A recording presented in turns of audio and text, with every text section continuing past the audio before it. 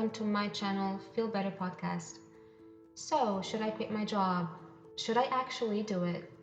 You might be asking this question for some time now, hesitating to take the leap, finding reasons to stay and make it work. I will briefly speak about some fears that we might have before we take the major decision of giving notice, and how to overcome those fears.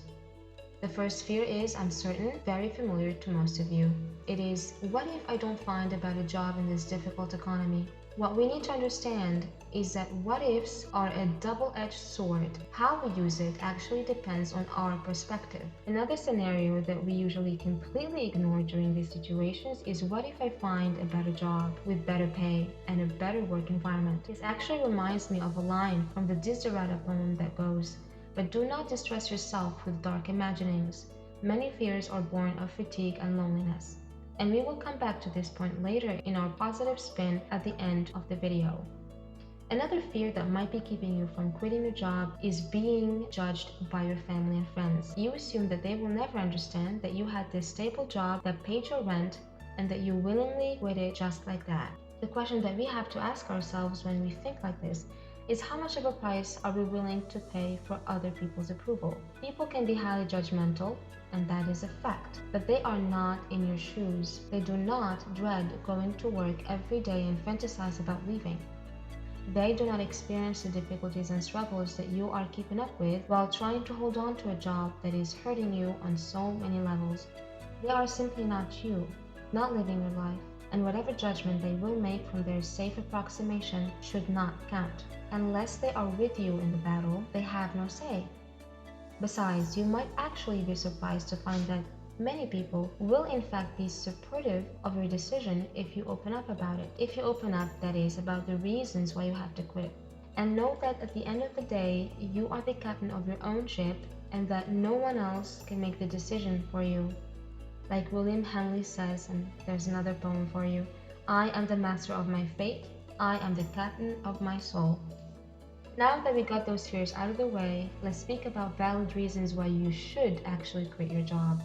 According to FlexJobs survey, the most common reasons people quit include 1. Toxic company culture with 62%, low salary with 59%, poor judgment with 56%, and lack of work-life balance with 49%. These reasons can be oftentimes interrelated. Low salary is a form of poor management, where the employee does not feel rewarded for the amount of work that they put in. A place that does not value its workers is also a place that must have a toxic company culture, which will be our first point. What makes a toxic company culture? Well, first off, having a toxic boss or supervisor. If your direct boss is a micromanager with control issues, you will not have a peaceful space that allows you to actually thrive and make progress in your work. Micromanagement might be causing you pressure, which frustrates your potential and limits you as a creative being. I believe that all jobs, no matter what the task they perform is, have a margin for creativity, and that's where you come in. Micromanagement can take that away by monitoring your every move. Your boss can also be a bully, using their authority to make you feel inferior, making negative remarks about you in front of your colleagues, or simply giving you more work just because you have a nice face. Although it might be pretty common in a workplace, it should not be normalized, and it should be said out loud that it is, and with capital letters, wrong.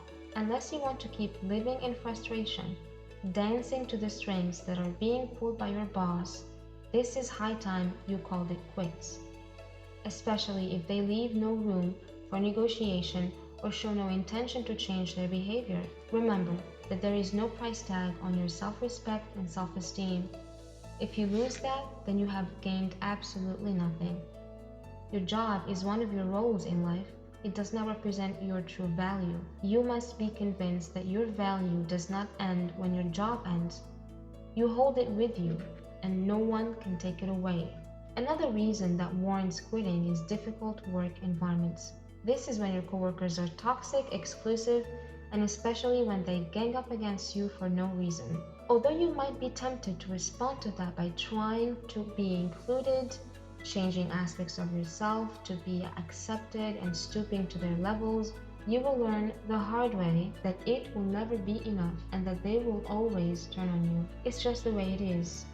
If a work environment is intoxicated by such bad behavior as snitching, plotting, speaking ill about people, and professionally sabotaging each other, you most likely cannot change it, and you will do yourself a favor and save yourself time by knowing your true value and leaving that low vibrational space. Going to work every day in such an unhealthy environment will make your mind associate work with anxiety and other several negative feelings that will most likely reflect on your productivity, personal development, and eventually on your mental health as well. I know that you might be tempted to fight it in order to prove to yourself that you are a fighter and that you will not be bullied out of your job, but that's when you have to remind yourself that some battles aren't worth fighting for. Sometimes quitting is actually how you win.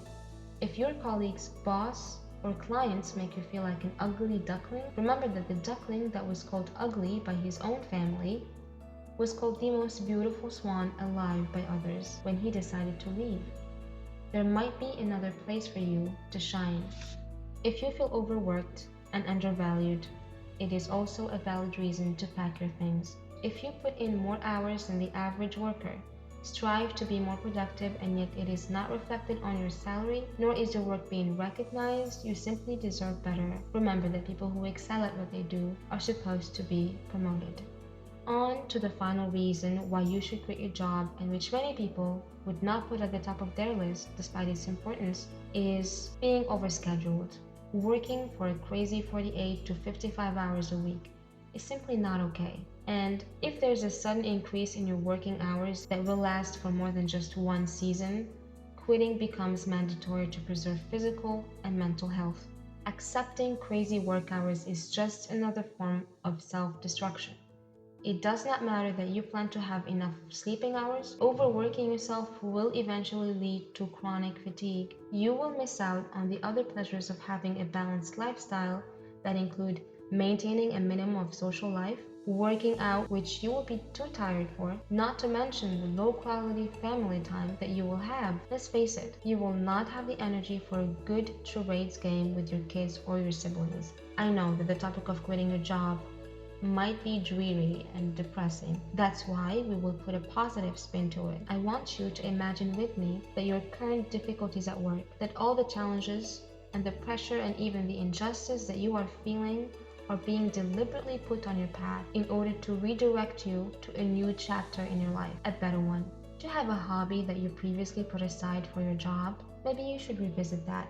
Do you have a project idea in mind? Do you ever imagine you are your own boss or owning your own private business? Do you believe that you can add value to others in your own creative way? And do you want to explore it more? Quitting doesn't only mean the end. It also means a beginning. If you have nothing in mind, do not worry. You will get there. It will come to you. I'm speaking out of experience when I say that the universe has your back. I have had a very bad first work experience, which led me to finally take the decision of resigning. I had nothing else lined up and was very worried over my situation. A couple of months later, I started receiving money that I haven't even worked for. Not extravagant money, but enough for me to get by and follow my vision for the future. If you give yourself value and if you increase your self-respect, the world will pick up on that frequency, and as it is full of possibilities, it will surprise you and reward you for believing in yourself and putting yourself on a pedestal when no one else did. Finally, I know that transitions are difficult, but if you're worth more, you're worth more. Wink wink. Thank you for your attention, and I send you love and encouragement.